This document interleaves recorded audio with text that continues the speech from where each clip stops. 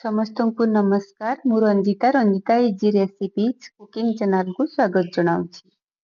ଆଜି ମୁଁ ବନଉଛି ସୋମବାର ସ୍ପେଶାଲ ଏକଦମ ସହଜ ଆଉ ଝଟପଟ ଆଳୁ ଟମାଟର ଫୁଲକୋବି ତରକାରୀ, ଯୋଉଟାକି ରୁଟି ଅରୁଆ ଭାତ ସହିତ ସ୍ୱାଦିଷ୍ଟ ଲାଗିବ ଖାଇବା ପାଇଁ। ଚାଲନ୍ତୁ ବନେଇବା। ମୁଁ ଏଠାରେ ବନେଇବା ପାଇଁ ଗୋଟେ ଫୁଲକୋବି ହାଫ୍ ଫୁଲକୋବି ନେଇଛି, 3ଟା କଞ୍ଚା ଲଙ୍କା କାଟିକି ନେଇଛି, କିଛି ଧନିଆ ପତ୍ରକୁ କାଟିକି ରଖିଛି। ଆଉ ଏଠି ମୁଁ ହାଫ୍ ଟି ସ୍ପୁନ ନେଇଛି ଗୋଟା ଜିରା ତଡ଼କା ଦେବା ପାଇଁ। ଆଉ ଗୋଟେ ଛୋଟ ଟମାଟର କାଟିକି ରଖିଛି। ଆଉ ସ୍ୱାଦ ଅନୁସାରେ ଲୁଣ ରଖିଛି। ଏଠି କିଛି ମସଲା ରଖିଛି, ଗୋଟେ ଜିରା ପାଉଡର, ଲଙ୍କା ପାଉଡର, ଧନିଆ ପାଉଡର ଆଉ ହଳଦୀ ପାଉଡର ଟିସ୍ପୁନ, ଆଉ ସବୁ ଗୋଟେ ଗୋଟେ ଚାମଚ ରଖିଛି, ଯେତିକି ଇଣ୍ଡିଆନ ସ୍ପାଇସେସ୍ ଆମର ଲାଗେ। ମୁଁ ଆଉ ଗୋଟେ ରଖିଛି ଏଠି କ୍ୟାପ୍ସିକମ ଗୋଟେ ପିସ୍ କାଟିକି ରଖିଛି, ଆଉ ଗୋଟେ ମିଡିୟମ ସାଇଜର ଆଳୁ କାଟିକି ରଖିଛି। ଏବେ ଚାଲନ୍ତୁ କଡ଼େଇ ବସେଇ ନେବା, ଗ୍ୟାସରେ ଗରମ କରିନେବା। ସେଥିରେ କୁକିଂ ଅଏଲ ଆପଣ ଯେକୌଣସି ତେଲ ନେଇପାରିବେ। ମୁଁ ମୋର ନେଇଛି ଏଠି ସୋରିଷ ତେଲ ଗୋଟେ ଚାମଚ ନେଇଛି, ଗୋଟେ ଟେବୁଲ ସ୍ପୁନ ନେଇଛି ସୋରିଷ ତେଲ।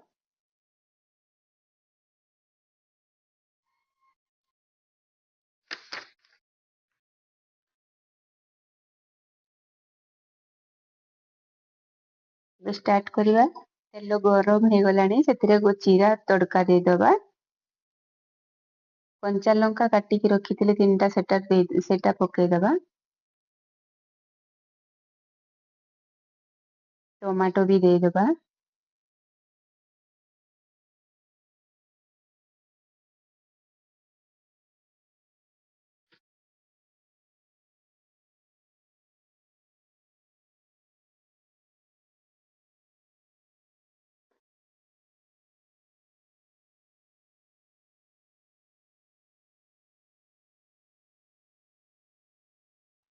ଏବେ ସେଥିରେ ଯୋଉ ମସଲା ମୁଁ ପ୍ଲେଟରେ ରଖିଥିଲି, ଜିରା ଗୁଣ୍ଡ, ଧନିଆ ଗୁଣ୍ଡ, ଲଙ୍କା ଗୁଣ୍ଡ ଆଉ ହଳଦୀ ଗୁଣ୍ଡ ମିଶେଇକି ତାକୁ ମସଲା ସହିତ ପକେଇଦବା।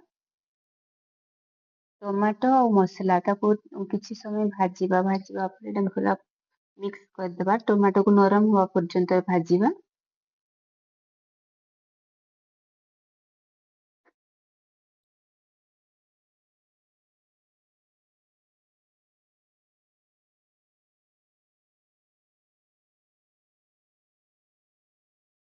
ଏମିତି ମସଲା କିଛି ସମୟ ଭାଜି ସାରିଲା ପରେ, ଟମାଟୋ ନରମ ହେଇଗଲା ପରେ, ସେଥିରେ ଆମେ ଫୁଲକୋବି ଆଉ ଆଳୁ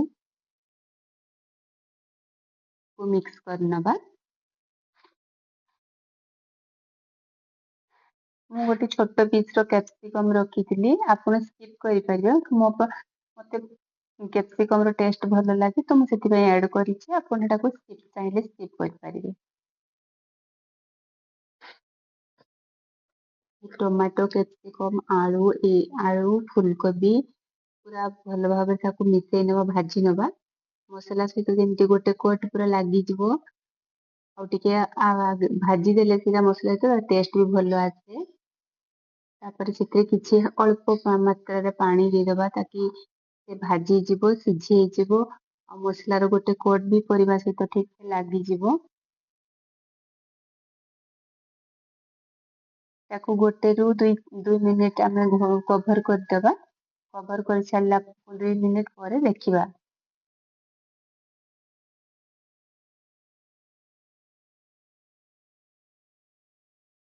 ଅଲରେଡି ହେଇଗଲାଣି, ତାକୁ ଚାଲନ୍ତୁ ଖୋଲିକି ଦେଖିବା।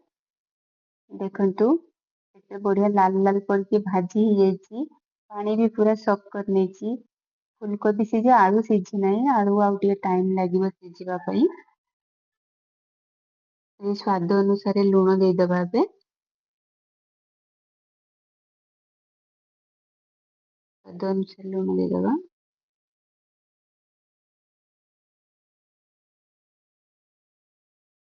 ତାପରେ ଗରମ ପାଣି କରିକି ରଖିବେ, ସେ ଗରମ ପାଣିକୁ ଆଡ କରିଦବା। ଆବଶ୍ୟକ ଅନୁସାରେ ପାଣି ଦେବେ। ତ ଏଟା ଫୁଟିବ, ଆଳୁ ସିଝିବ, ଫୁଲକୋବି ଆଳୁ ସବୁ ସମାନ ମାତ୍ରାରେ ସିଝିଯିବ। ଟିକେ ପାଣି ପାଣି ବି ରହିବ, ମାନେ ରୁଟି ସହିତ ଖାଇବା ପାଇଁ ହାଲକା ଟିକେ ଝୋଳ ବି ଦରକାର। ତାକୁ ଏବେ 5ରୁ 5 ମିନିଟ୍ ପର୍ଯ୍ୟନ୍ତ କଭର କରିଦବା।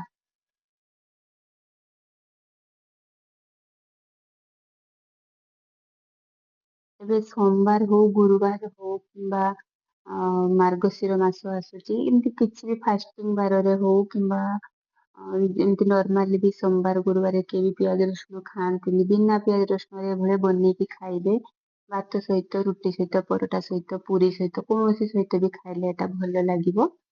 ଏବେ ତରକାରୀ ସମ୍ପୂର୍ଣ୍ଣ ହେଇଗଲାଣି, ବଢିଆ ସେ ସିଝି ଯାଇଛି, କଲରଫୁଲ ଦେଖା ହଉଛି। ତାପରେ ଯୋଉ କାଟିକି ରଖିଥିଲି ଧନିଆ ପତ୍ର ତା ଉପରେ ପକେଇଦବା।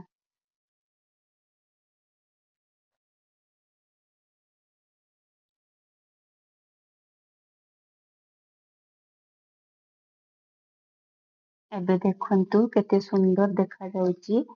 ମଣ୍ଡେ ଲଞ୍ଚ ପାଇଁ ପରଫେକ୍ଟ ହାଲକା ଆଉ ଟେଷ୍ଟି କମ୍ବିନେସନ ପ୍ଲେଟ। ମୁଁ ଏଠି 2ଟା ରୁଟି ନେଇଛି, ଆଉ ଲଙ୍କା ଜିରା ଗୁଣ୍ଡ କରି ତାକୁ ଦହି କିଛି ନେଇଛି ଗୋଟେ ଛୋଟ ଗିନାରେ ଅଳ୍ପ, ଆଉ ମିଠା ଖାଇବା ପାଇଁ ସିମେଇ କିଛି ନେଇଛି। ମଣ୍ଡେର ଲଞ୍ଚ ପ୍ଲେଟ ପୁରା ପରଫେକ୍ଟ ରହିଛି। ଆଉ ଯଦି ଆପଣଙ୍କୁ ଏଇ ରେସିପି ସହଜ ସରଳ ଲାଗେ ଆଉ ପସନ୍ଦ ଆସେ, ତାହେଲେ ଭିଡ଼ିଓକୁ ଲାଇକ୍ କରିବେ, ଚ୍ୟାନେଲକୁ ସବସ୍କ୍ରାଇବ କରିବେ। ପୁଣି ଆସିବି ଏମିତି ଇଜି ରେସିପିକୁ ନେଇ। ଏମିତି କିଛି ରେସିପି ମାନେ ବନେଇଲେ ଭଲ ଲାଗେ।